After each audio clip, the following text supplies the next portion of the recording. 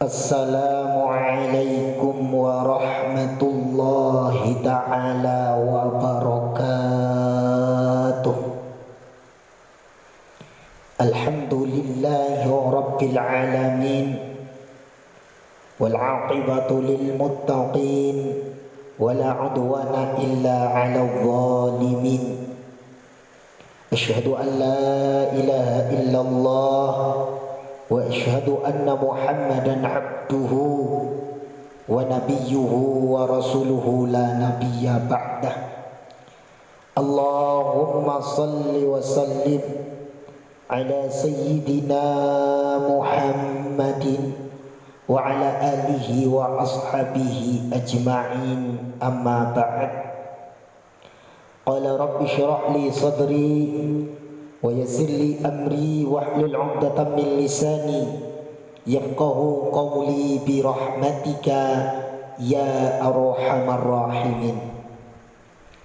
Ila hadratin nabiyil mustafa sayyidina wa maulana Muhammadin wa ala alihi wa azwajihi wa dhurriyyatihi wa jami'i ashabihi wa li jami'i akhwanihi minal anbiya'i wal mursalin wal awliya wa syuhada was salihin wal ulama'il amilin wal musannifil mukhlisin. Wa nakhussu khususan ila jami'i immatil arba'ah, wa nakhussu khususan ila musannifi hadzal kitab al-imam Ibn Qasim al-Ghazi wal imam Abu Syuja' wal Imam Syekh Ibrahim Al-Bajuri, dan untuk semua guru-guru kita dan juga orang tua kita semuanya. Al-Fatihah.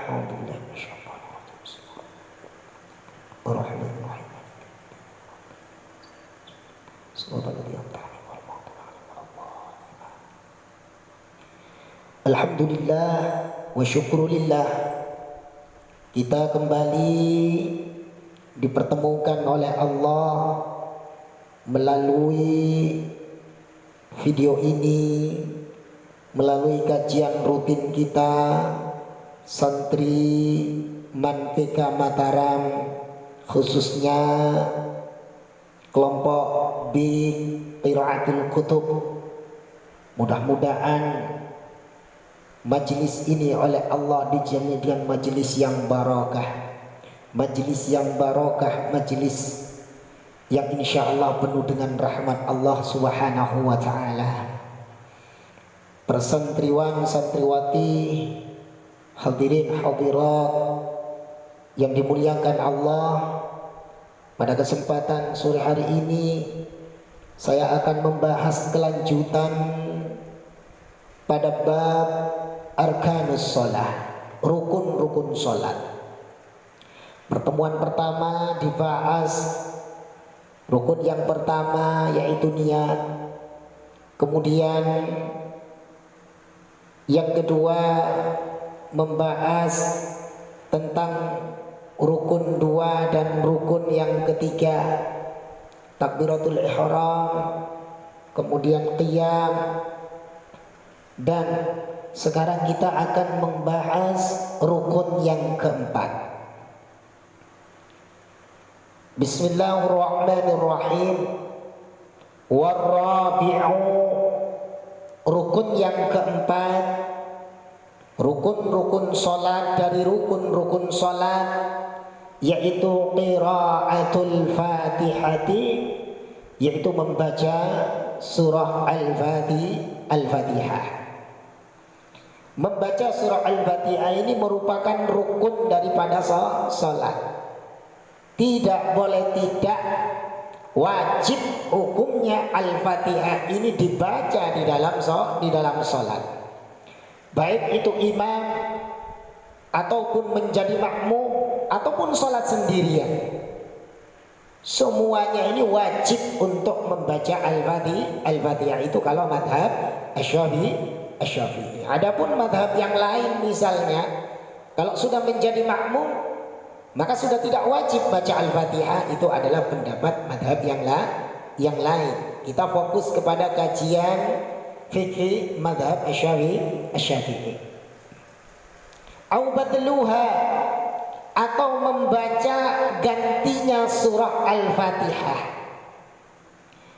Jadi membaca Al-Fatihah atau gantinya surah Al-Fatihah. Liman lam yahfadha, bagi orang-orang yang memang tidak hafal surah Al-Fatihah, atau tidak ada yang menuntunnya, mentalqinnya, atau dia tidak ada mushaf untuk membacanya misalnya. Fardhan kanatis salatu aw naflan, kewajiban membaca Al-Fatihah ini fardhan kanatis salatu aw naflan, baik salatnya ini adalah salat wajib, salat fardu, ataupun salat sunnah. Beda dengan rukun yang ketiga kemarin, yaitu al-qiyam, berdiri. Berdiri ini menjadi rukun salat fardu. Kalau salat sunnah al-qiyam ini tidak masuk dalam rukun. Tapi kalau Al-Fatihah, mau salatnya salat fardu ataupun salatnya salat sunnah, hukumnya tetap wajib, hukumnya membaca surah Al-Fatihah. Wa bismillahirrahmanirrahim, ayatun minha kamilatun. Bismillahirrahmanirrahim adalah ayat yang pertama, ayatun, ayat minha, dari Al-Fatihah, kamilatun, secara sempurna. Jadi inda madhab Syafi'i, sekali lagi, bismillah ini merupakan satu ayat atau bagian dari ayat Al-Fatihah. Sebab kalau tidak ada bismillah berarti cuma 6 ayat. Nah, sementara Al-Fatihah ini jumlahnya 7 ayat. Oleh karena itu bismillahirrahmanirrahim ini masuk bagian daripada salah satu ayat daripada Al-Fatihah. Wa man asqata minal Fatihati harfan aw tasydidatan, barang siapa yang menggugurkan satu huruf atau satu tasydid dari Al-Fatihah, barang siapa yang menghilangkan, barang siapa yang menggugurkan satu huruf saja atau satu tasydid saja dari Al-Fatihah, au abadala harfan minha biharfin, atau seseorang yang sholat itu mengganti satu huruf Al-Fatihah, satu huruf dari Al-Fatihah biharfin, dengan huruf yang lain. Jadi ada 2 kasus di sini.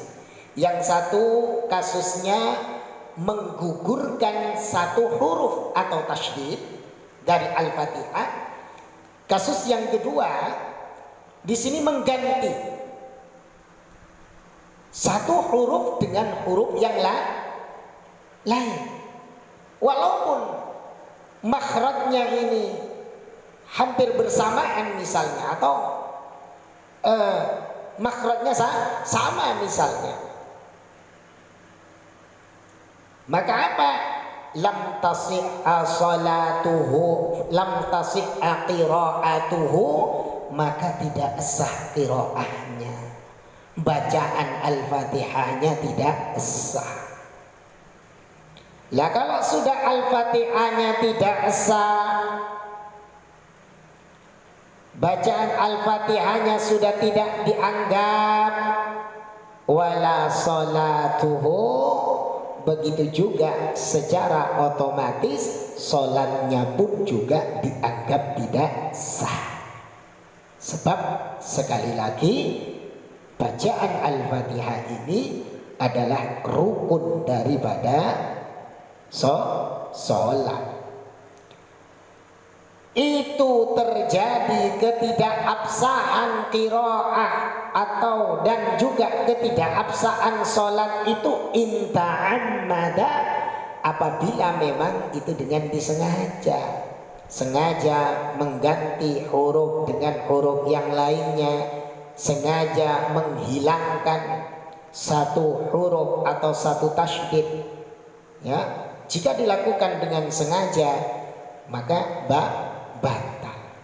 Wa illa, apabila dilakukan dengan cara tidak sengaja, karena sabaqul lisan misalnya, keceplosan misalnya, ataupun dia lupa misalnya, yang penting dia tidak sengaja, maka bagaimana? Wajib alaihi i'adatul qiraati, maka wajib baginya mengulang qiraah, mengulang bacaannya, mengulang bacaannya.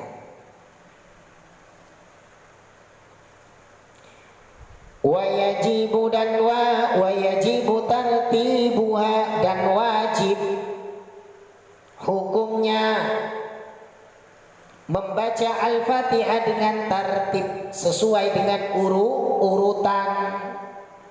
Wajib dibaca dengan tertib, mulai dari bismillah, bismillahirrahmanirrahim, 1, alhamdulillahi rabbil alamin, arrahmanirrahim, maliki yaumiddin, iyyaka na'budu wa iyyaka nasta'in, ihdinas siratal mustaqim, siratal ladzina an'amta 'alaihim ghairil maghdubi 'alaihim waladdallin.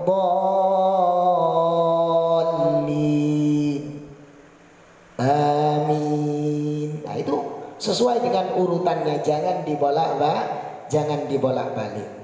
Bi ayyaqra'a ayatiha, dengan cara membaca ayat demi ayat Al-Fatihah, ala nadhmiha, sesuai dengan runtutannya, sesuai dengan urutannya al-ma'rufi, ya, yang kita ketahui, yang sudah lumrah kita ketahui. Wa yajibu aidan muwalatuha, dan juga wajib hukumnya sambung menyambung ayat demi ayat surah Al-Fatihah. Jadi harus sambung menyambung. Boleh wasal, boleh waqaf, tapi waqafnya biqadri tanaffus. Tidak boleh lama-lama, hanya biqadri tanaffus. Sehingga di sini dikatakan bi ayyasila ba'da kalimatiha bi ba'din, yaitu dengan cara menyambung sebagian ayat dengan ayat yang lain, min ghairi faslin, tanpa putus, min ghairi faslin, tanpa putus, illa biqadri tanaffusi, kecuali hanya sekadar sekali bernafas. Boleh dibaca bismillahirrahmanirrahim, alhamdulillahi rabbil alamin. Boleh dibaca bismillahirrahmanirrahim, alhamdulillahi rabbil alamin. Itu boleh, hanya sebatas biqadri tanaffus. Nah, kalau misalnya berhentinya ini lama, bismillahirrahmanirrahim, alhamdulillahi rabbil alamin, batal qiraahnya, batal sholatnya. Kalau itu dilakukan dengan sengaja. Fa in takhallala dzikru baina muwalatiha, apabila di antara sambung menyambung ayat tadi ini di disela-selahi oleh dikir, diselipkan dikir, diputus oleh dikir. Misalnya Bismillahirrahmanirrahim, Subhanallah walhamdulillah wa la ilaha illallah wallahu akbar. Misalnya Alhamdulillahi rabbil alamin, la ilaha illa anta subhanaka inni kuntu minadh dhalimin. Misalnya qata'aha, maka itu bisa memutus qira'ah. Kalau qira'ahnya terputus, sama hukumnya, tidak sah qira'ahnya, dan itu berimbas kepada keabsahan sholat.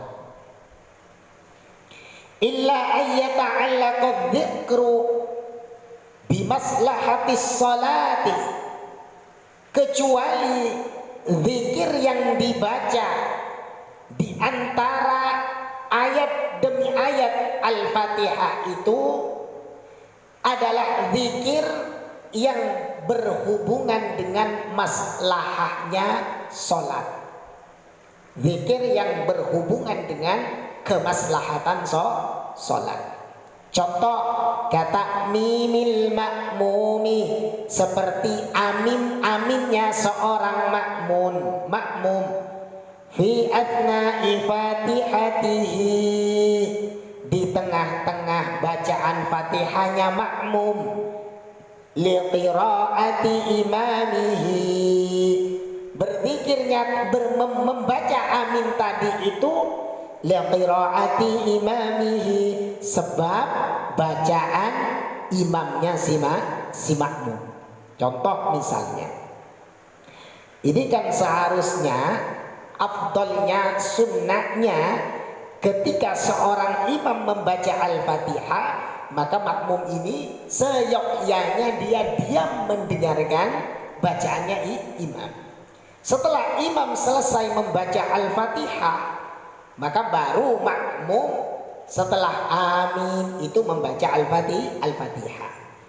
Tapi misalnya ada kasus imamnya baca Al-Fatihah, Bismillahirrahmanirrahim, Alhamdulillahi rabbil alamin. Imam sampai di Alhamdulillahi rabbil alamin, makmum sudah membaca Al-Fatihah, Bismillahirrahmanirrahim. Jadi nyusul makmumnya, sehingga di saat imam selesai membaca Al-Fatihah, ghairil maghdubi alaihim waladdallin,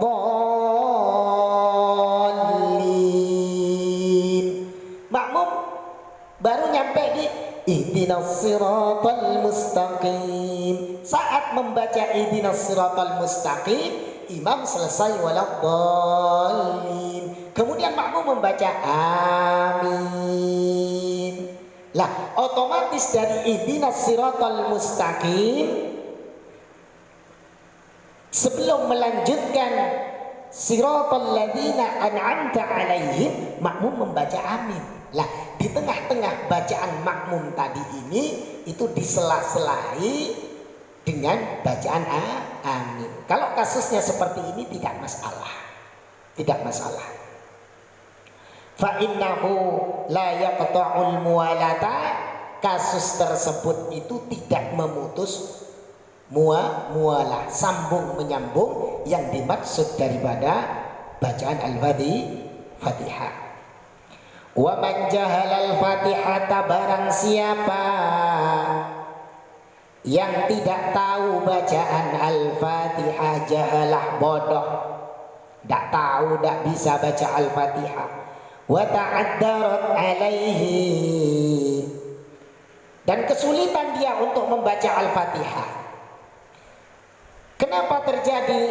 Misalnya li'adami muallimin mathalan, sebab tidak ada orang yang mengajarkan, tidak ada ustadz, tidak ada tuan guru, tidak ada kiai, tidak ada yang mengajarkan Al-Fatihah.